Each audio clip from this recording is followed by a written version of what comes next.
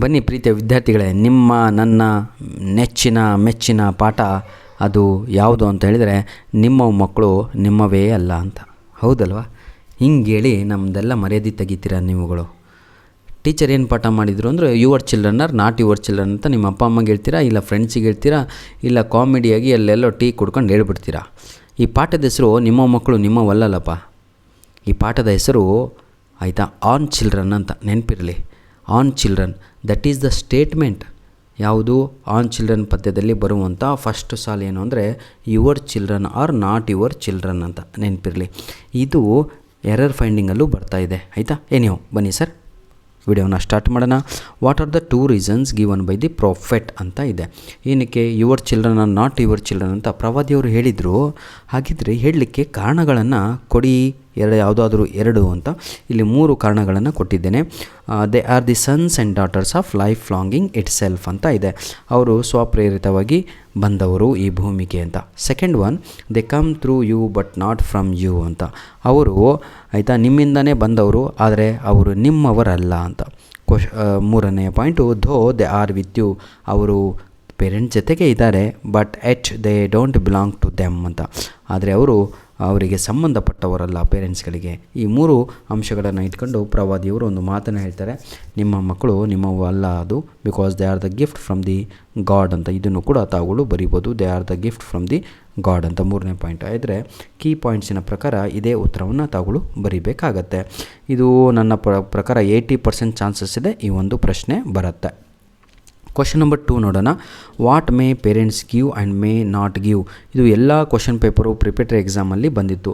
ಮಕ್ಕಳಂತೂ ಹೊಡೆದಾಡ್ಬಿಟ್ರು, ಏನು ಮಾಡೋಣ ಏನು ಬರೆಯೋಣ ಅಂತ. ಭಾಳ easy. Parents may give their love. ತಂದೆ ತಾಯಿಗಳಾದಂಥವ್ರು ಏನು ಕೊಡಬೇಕು ಏನು ಕೊಡಬಾರ್ದು ಅಂದರೆ ಪೇರೆಂಟ್ಸ್ಗಳಾದವರು ತಂದೆ ತಾಯಿಗಳಾದವರು ಅವರು ಪ್ರೀತಿಯನ್ನು ಕೊಡ್ಬೋದು, love, but not their thoughts, ಯೋಚನೆಗಳನ್ನು ಆಲೋಚನೆಗಳನ್ನು ಕೊಡಬಾರದು. ಕ್ವಶನ್ ನಂಬರ್ 3 ನೋಡೋಣ. How may parents not give to children according to ಏನಂತೀರ ದಿ ಪ್ರೊಫೆಟ್ ಆ್ಯಂಡ್ ವೈ ಅಂತ ಇದೆ. ಹಾಗಿದ್ರೆ ಇದು ಯಾಕೆ ಕೊಡಬಾರ್ದು ಅಂತ ಇಲ್ಲಿ ಕೇಳಲಾಗಿದೆ. ಯಾಕೆ ತಮ್ಮ ಯೋಚನೆಗಳನ್ನು ಕೊಡಬಾರ್ದು? ಭಾಳ ಈಸಿಯಾದಂಥ ಉತ್ತರ ಇದು. ನನ್ನ ಪ್ರಕಾರ ಬರಲ್ಲ ನಿಮ್ಮ ಎಕ್ಸಾಮಿಗೆ. ಕ್ವಶನ್ ನಂಬರ್ 2 ಇದೆ ಅಲ್ವಾ, 100% ಚಾನ್ಸಸ್ ಇದೆ ಎಕ್ಸಾಮಿಗೆ ಬರುವಂಥದ್ದು. ಕ್ವಶನ್ ನಂಬರ್ 3 ಆನ್ಸರ್ ಹೇಳ್ಬಿಡ್ತೀನಿ. Parents may not give their thoughts because children have their own thoughts. ಮಕ್ಕಳಿಗೆ ಅವರದೇ ಆದಂತಹ ಯೋಚನೆಗಳಿದ್ದಾವೆ, ಅವರದೇ ಆದಂತಹ ಆಲೋಚನೆಗಳು ಕೂಡ ಇದ್ದಾವೆ. ಕ್ವಶನ್ ನಂಬರ್ 4 ನೋಡೋಣ. According to the prophet in the poem on children may parents house and what they may not ಅಂತ ಇದೆ. ಭಾಳ easy. Parents may house their bodies but not their souls. ಇದು 80% ಚಾನ್ಸಸ್ ಇದೆ ನಿಮ್ಮ ಆ್ಯನ್ಯುವಲ್ ಎಕ್ಸಾಮಿಗೆ 2 ಮಾರ್ಕ್ಸ್ ಅಥವಾ MCQಸಲ್ಲಿ ಬರುತ್ತೆ question. ನೋಡಿ, ಇದರಲ್ಲಿ ನಾವು MCQs ಕೂಡ ಕವರ್ ಮಾಡ್ತಾಯಿದ್ದೀವಿ, 2 ಅಂಕದ ಪ್ರಶ್ನೆ ಕೂಡ ಕವರೇಜ್ ಮಾಡ್ತಾಯಿದ್ದೇವೆ. ಕ್ವಶನ್ ನಂಬರ್ 5 ನೋಡೋಣ.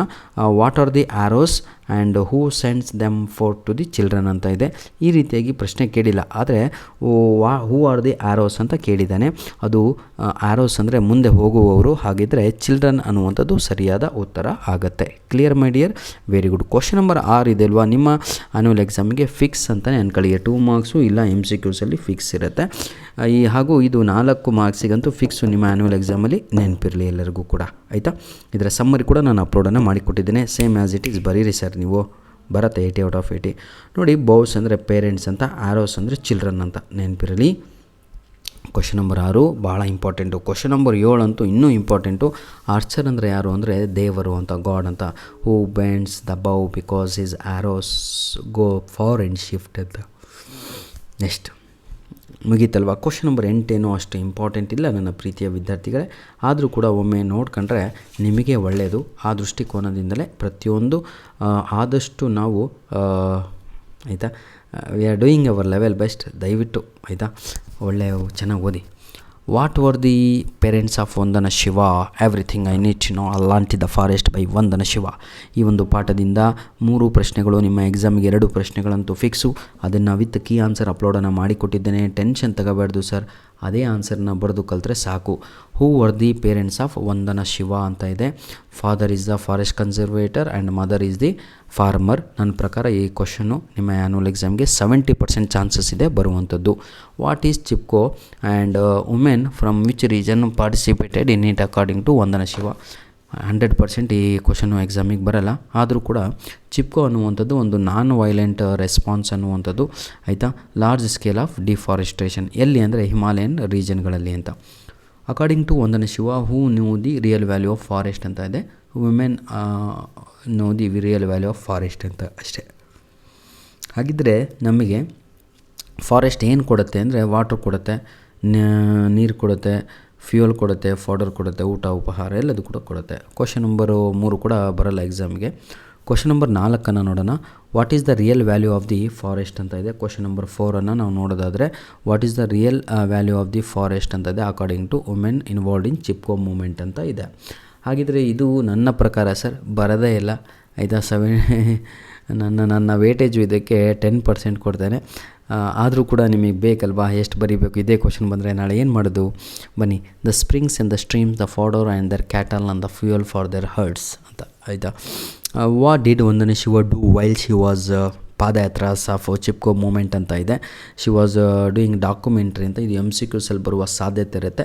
ನನ್ನ ವೇಟೇಜು ಕೇವಲ 10% ಕೊಡ್ತೇನೆ ಈ ಒಂದು ಕ್ವಶನಿಗೆ. Question number 6, what did Vandana Shiva learn from Chipko movement ಅಂತ ಇದೆ, ಆಯಿತಾ. ಇದು ಬರುವ ಸಾಧ್ಯತೆ ಇದೆ 50% question number 6, learning about biodiversity and biodiversity eco based living ಅಂತ, ಆಯಿತಾ. ಕ್ವಶನ್ ನಂಬರ್ 7 ನೋಡೋಣ. Navdanya movement, how did Navdanya and Vandana Shiva and other activities help farmers ಅಂತ ಇದೆ. That is fossil fuels. ಇದು ಕೂಡ ನನ್ನ ಪ್ರಕಾರ 100% ಬರಲ್ಲ. ಈಗ ಬಂತು ನೋಡಿ important ಕ್ವಶನ್ಸ್ಗಳು. Question number 8, what did biodiversity teach Vandana Shiva ಅಂತ ಇದೆ. Abundance of freedom, cooperation, mutual giving ಅಂತ ಇದೆ. ಬರೋದೇ ಇಲ್ಲ ಎಕ್ಸಾಮಿಗೆ. ಕ್ವಶನ್ ನಂಬರ್ 9, 100% ಫಿಕ್ಸು ನಿಮ್ಮ ಆ್ಯನ್ಯುವಲ್ ಎಕ್ಸಾಮ್ ಕ್ವಶನ್ ಪೇಪರಲ್ಲಿ ಇರುತ್ತೆ. 99% ಫಿಕ್ಸು, ಆಯಿತಾ. 99% ಯಾಕಂದರೆ ಕ್ವಶನ್ ಪೇಪರ್ ರೆಡಿ ಮಾಡೋ ಮೈಂಡ್ಸೆಟ್ ಹೆಂಗಿರುತ್ತೆ ಅಂತ ಹೇಳಲಿಕ್ಕಾಗಲ್ಲ. ಬೇಕಂತ ಇಂಪಾರ್ಟೆಂಟ್ ಇಲ್ದಿದ್ದೆಲ್ಲ ಕೊಟ್ಟು ಜೈ ಜವಾನ್ ಜೈ ಕಿಸಾನ್ ಬೋಲೋ ಭಾರತ್ ಮಾತಾ ಕಿ ಮಹಾನ್ ಅಂತ ಹೇಳ್ಬಿಟ್ರೆ ಭಾರತ್ ಮಾತಾ ಕಿ ಮಹಾನ್ ಅಂತ ಆಮೇಲೆ ಭಾಳ ಕಷ್ಟ ನಂದು ನಿಮ್ಮದು. ಹೌದು, ನಮ್ಮ ಮುಖ ನೋಡ್ಕೊಳಕ್ಕಾಗಲ್ಲ, ತೋರ್ಸೋಕ್ಕಾಗಲ್ಲ. ಹಾಗಾಗಿ ಎಲ್ಲ ಪ್ರಶ್ನೆಗಳನ್ನು ಒಮ್ಮೆ ನೋಡ್ಕೊಂಡು ಹೋಗಿ ಸಾಕು. ನೋಡಿ, ನೇಮ್ ದಿ 2 ಪಾಪ್ಯುಲರ್ ಕೋರ್ಸಸ್ ಅಂತ ಇದೆ. ನನ್ನ ಪ್ರಕಾರ 99% ಈ ಒಂದು ಕ್ವಶನ್ ನಿಮ್ಮ ಕ್ವಶನ್ ಪೇಪರಲ್ಲಿ ಬರ್ಬೋದು. A to Z organic farming ಅಂತ, agro ecology and the Gandhi and globalisation ಅನ್ನುವಂಥದ್ದು ಸರಿಯಾದ ಉತ್ತರ. ಐ ರಿಪೀಟ್, ನೆನಪಿರಲಿ. ಅವರ ಅರ್ತ್ ಯೂನಿವರ್ಸಿಟಿನಲ್ಲಿ ಅವ್ರು ಏನು ಮಾಡ್ತಾರೆ ಅಂತ ಹೇಳಿದರೆ, ಅವರ ಸೆಂಟ್ರ್ನಲ್ಲಿ 2 ಕೋರ್ಸಸ್ಗಳನ್ನು ಪ್ರಾರಂಭ ಮಾಡ್ತಾರೆ. ಆ ಕೋರ್ಸಿನ ಹೆಸರುಗಳಾಗಿವೆ. 10ನೇ ಪ್ರಶ್ನೆ ನೋಡೋಣ. Name any 2 countries about which Tagore wrote ಅಂತ ಇದೆ. 100% ಈ ಕ್ವಶನ್ ಬರಲ್ಲ, ಆದರೆ ಇಲ್ಲಿ ಟೈಪ್ ಆಗಿಲ್ಲ. ಆ ಕ್ವಶನ್ ನಿಮಗೆ ಎಕ್ಸಾಮಿಗೆ ಬರುತ್ತೆ ಅಂತ ನನಗೆ ಅನ್ನಿಸ್ತಾ ಇದೆ. 2 ಪ್ರಶ್ನೆ ಇಲ್ಲಿ ಬಿಟ್ಟು ಹೋಗಿದೆ. ಅದು ಯಾವುದು ಅಂತ ನಾನೇ ನಿಮ್ಗೆ ಹೇಳ್ಬಿಡ್ತೀನಿ ಸರ್, ಯಾಕಂದರೆ ನಾನು ಮೋಸ ಮಾಡಲಿಕ್ಕೆ ಕೂತ್ಕೊಂಡಿಲ್ಲ. ಕ್ಲಿಯರ್, ಆಯಿತಾ. ಆ 2 ಪ್ರಶ್ನೆಗಳನ್ನು ಹೇಳಿಬಿಡ್ತೇನೆ. ಅದು ಯಾವುದು ಅಂತ ಹೇಳಿದರೆ, what is the meaning of Terra Madre ಅಂತ. ತೆರಾ ಮ್ಯಾದ್ರೆ ಅಂತ ಹೇಳಿದರೆ ಮದರ್ ಅರ್ತ್ ಅಂತ.